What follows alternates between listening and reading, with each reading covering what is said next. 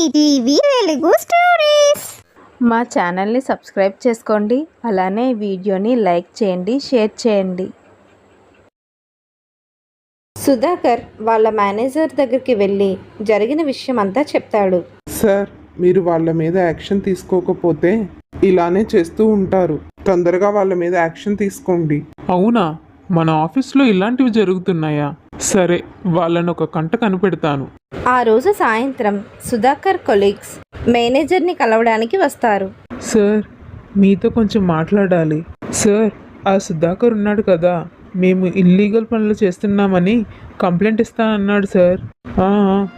నాకు కూడా మీ గురించి చెప్పాడు.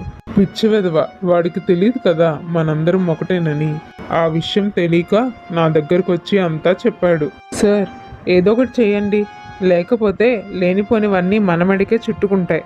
వాడే కనుక మన పై అధికారులకి కంప్లైంట్ ఇస్తే అప్పుడు మన ముగ్గురం జైల్లో కూర్చోవాల్సి వస్తుంది. వాడు కంప్లైంట్ ఇస్తానన్నాడు కదా, మనమే వాడి మీద కంప్లైంట్ ఇద్దాము. ఇల్లీగల్ పనులు చేస్తున్నాడని ఏదో కేసులో ఇరికిద్దాము అని మాట్లాడుకుంటూ ఉంటారు సుధాకర్ వాళ్ళ ఆఫీస్ వాళ్ళు. కొన్ని రోజుల తర్వాత సుధాకర్ పెద్ద స్కామ్ చేశాడని, అందుకే జాబ్ నుండి సస్పెండ్ చేశారని ఆఫీస్ నుండి ఫోన్ వస్తుంది. ఏంటండి, మీరు అసలు ఎంతో నిజాయితీగా ఉంటారు, ఇలాంటి పనులు చెయ్యరు, ఇది ఎలా జరిగింది? నేను ఏ తప్పు చేయలేదు రమ్య. ఎవరో కావాలనే నా మీద కేసు వేశారు. మీ ఆఫీస్లో మీరంటే పడని వాళ్ళు ఎవరైనా ఉన్నారండి? మీరంటే గిట్టని వాళ్ళే ఈ పని చేసి ఉండొచ్చు. ఒకసారి ఎవరో బాగా ఆలోచించండి. లేదు రమ్య, అలాంటి వాళ్ళు ఎవ్వరూ లేరు. అందరూ నాతో బాగానే ఉంటారు. మరి ఎవరు చేసి ఉంటారండి? నాకు తెలీదు రమ్య, కానీ చెయ్యని నేరాన్ని నా మీద మోపారు. సుధాకర్ తను ఎటువంటి స్కామ్ చేయలేదని నిరూపించడానికి ఎంతో మంది సహాయం కోరుతాడు. కానీ ఎవరూ కూడా అతని తరపు నుండి మాట్లాడడానికి ముందుకు రారు. ఏమైందండి? ఎవరైనా సహాయం చేస్తానన్నారా? లేదు రమ్య, ఎవరు నా తరపున మాట్లాడడానికి రావడం లేదు. మా మేనేజరు కొలీగ్స్ ముగ్గురు ఒకటై ఈ పని చేశారు. అందుకే నాకు ఎవ్వరూ సహాయం చేయడానికి రావడం లేదు. అందరూ మా మేనేజర్ తరపునే మాట్లాడుతున్నారు. వీళ్ళ ముగ్గురే నా మీద తప్పుడుగా కేసు వేశారు రమ్య. మరిప్పుడు ఏం చేస్తారండి? చెయ్యని తప్పుని ఒప్పుకుంటారా ఏంటి? మీకు తెలిసిన వాళ్ళని ఎవరినైనా పట్టుకొని మనకి సహాయం చేయమనండి. అదే రమ్య, నేను ఆలోచిస్తున్నాను అంటూ వాళ్ళు బాధపడుతూ ఉంటారు. వాళ్ళ మాటలన్నీ చాటు నుండి వింటూ ఉంటారు మురళి, పుష్ప. ఏవండి, ఈ విషయం విన్నారా? సుధాకర్ అన్నేని ఉద్యోగం నుండి తీసేశారు. అంతేకాదు, ఏదో కేసులో కూడా ఇరుక్కున్నాడంట. విన్నాను. రేపో మాపో పోలీసులు వచ్చి జైలుకి తీసుకువెళ్తారు. పైగా సంపాదన కూడా లేదు. ఇన్ని సంవత్సరాలు వీళ్ళింట్లో ఉండి తింటున్నందుకు మనమే వీళ్ళని పెంచి పోషించాలి. అమ్మో, నేను ఈ కుటుంబాన్ని నెట్టుకు రాలేను. ఆ పిల్లోడు స్కూల్ ఖర్చులకు కూడా నేనే ఇవ్వాలేమో. పద పద, ఇప్పుడే వెళ్ళి మా అక్కతో మాట్లాడుదాం. మరొక వైపు రమ్య బయటను కూర్చొని బాధపడుతూ ఉంటుంది. ఏంటి ఇలా జరిగింది? ఇప్పుడు ఏం చేయాలో ఏమీ అర్థం కావడం లేదు. ఆఖరికి ఈయన నిజాయితీయే ఈయన ముంచేసింది. పోనీ ఆ తల్లి కూతుర్లిద్దరూ ఉంటే ఏదోలా డబ్బులు సంపాదించేవారు. ఇప్పుడు వాళ్ళు లేరు. పోనీ నేను ఏ పనికన్నా వెళ్దామంటే ఈ పిల్లడితో అవ్వదు. ఆ తల్లి కూతుర్లిద్దరిని పిలుద్దామంటే ఎక్కడికి వెళ్ళారో తెలీదు. ఇంతలో పుష్ప, మురళి అక్కడికి వస్తారు. అక్క, ఇంకా మేము మా ఇంటికి వెళ్తాము. ఇప్పటికే చాలా రోజులైంది ఇక్కడుండి. అదేంట్రా, ఇప్పుడు వెళ్ళడం ఏంటి?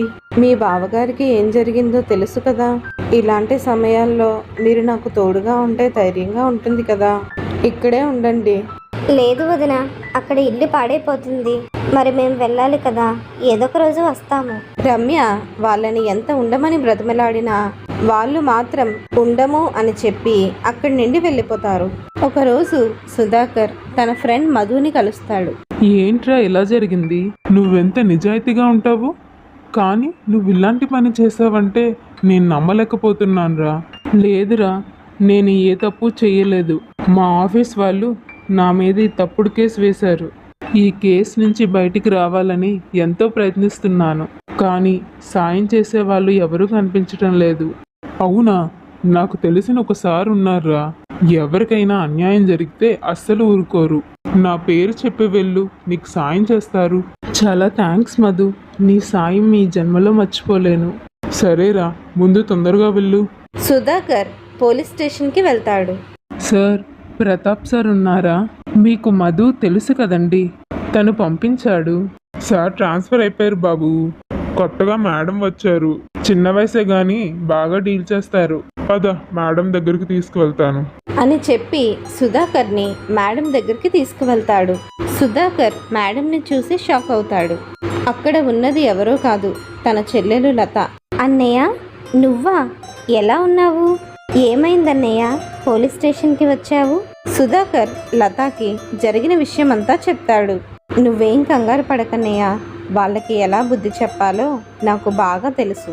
నిన్ను ఇలా ఈ స్థాయిలో చూస్తున్నందుకు నాకు చాలా ఆనందంగా ఉందమ్మా. నిన్ను అమ్మని చూడాలని, మీతో మాట్లాడాలని చాలాసార్లు ట్రై చేశాను, కానీ కుదరలేదు. మీ వదిన తరపున నేను క్షమాపణ అడుగుతున్నానమ్మా. మమ్మల్ని క్షమించు. అయ్యో, అంత మాట ఎందుకన్నయ్య? నేను అవేం మనసులో పెట్టుకోలేదు. నువ్వు వదినకి ఎక్కడ దూరం అవుతావా అని ఇలా చేసింది అంతే. నేను అమ్మ వదినని అర్థం చేసుకొని ఇదంతా ఎప్పుడో మర్చిపోయాము. సుధీర్ అవినీతిపరుడు కాదని నిరూపించి తన మేనేజర్ కొలీగ్స్ మాత్రం అవినీతిపరులని వాళ్ళ ముగ్గురిని జైల్లో పెట్టిస్తుంది. సుధీర్ తిరిగి ఉద్యోగంలో చేరేలా చేయిస్తుంది. ఆ తరువాత రమ్య తను చేసింది తప్పు అని తెలుసుకొని వాళ్ళని క్షమించమని అడుగుతుంది. ఆ రోజు నుండి వాళ్ళందరూ కలిసిమెలిసి ఉంటారు. ఒకరోజు లత, అన్నపూర్ణ మాస్టర్ గారింటికి వెళ్తారు. ఏంటమ్మా ఇలా వచ్చావు? నాకు పోలీస్ జాబ్ వచ్చింది మాస్టర్ గారు. మీ వల్లే నేను ఇది సాధించగలిగాను. ఆగిపోయిన నా చదువు మీ వల్లే కొనసాగింది. అసలు నా జీవితం ఎటువైపు వెళ్తుందో అర్థం కాని పరిస్థితుల్లో ఉన్న నాకు ఒక మంచి భవిష్యత్తునిచ్చారు. మీ సహాయాన్ని ఈ జన్మలో మర్చిపోలేను మాస్టర్ గారు.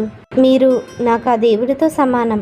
శభాష్ లత, చదవాలనే పట్టుదలే నిన్ను ఇంతవరకు తీసుకువెళ్ళిందమ్మా. మాస్టర్ గారు, ఈ ఏడు మా లతకి పెళ్లి చేయాలనుకుంటున్నానండి. ఎవరైనా మంచి కుర్రాడుంటే చెప్పండి. ఎవరో ఎందుకమ్మా, మా అబ్బాయి శివ ఉన్నాడుగా, పట్నంలో పెద్ద ఉద్యోగం చేస్తున్నాడు. మీకిష్టమైతే మా అబ్బాయికి లతాకి పెళ్లి చేద్దాము. ఇంతకన్నా మంచి సంబంధం మాకు ఎక్కడైనా దొరుకుతుందా? సరే మాస్టర్ గారు. అలా వాళ్ళు పెళ్లి మాటలు మాట్లాడుకుంటారు.